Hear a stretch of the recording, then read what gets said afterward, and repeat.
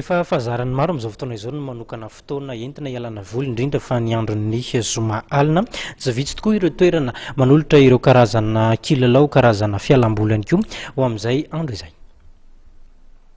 Trano vola apart hôtel Ambatoroka manokana dia ny piano lounge bar no tolotra vaovao arosin'ny mpanjifa isaky ny zoma manomboka amin'ny 7 arivo.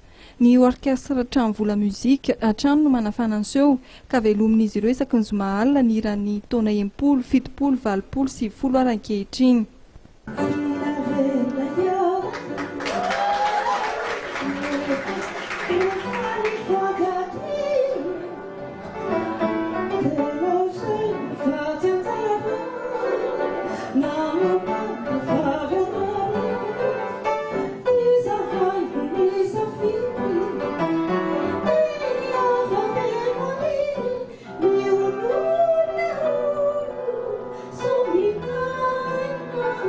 Ny zoma lasa teo no nanombohan'ny hetsika izay natrehan'ny tompon'andraikitra samihafa misahana amin'ny fizahan-tany eto amintsika.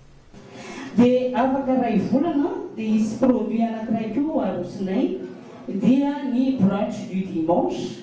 Brunch moa zany dia sakafo maraina sady sakafo atoandro miaraka amin'ny visite guidée du musée.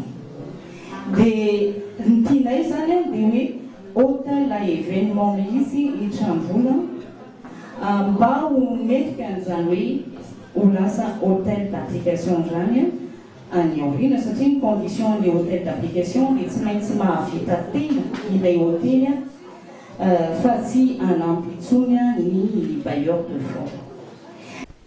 Tsy mitsahatra mikaroka ary mamelanja ny kolontsaina malagasy sy narena ara-pizahan-tany eto amintsika ny trano vola apart hôtel Ambatoroka. Hiavaka amin'ny piano bar lounge isaky ny zoma ao anatin'ny fankalazana ny taom-baovao malagasy ny volana martsa ho avy izao. Araka nambaran'ny tompon'andraikitra dia hirakaloha fahiny hatrany ny veloma mandritra io fotoana io.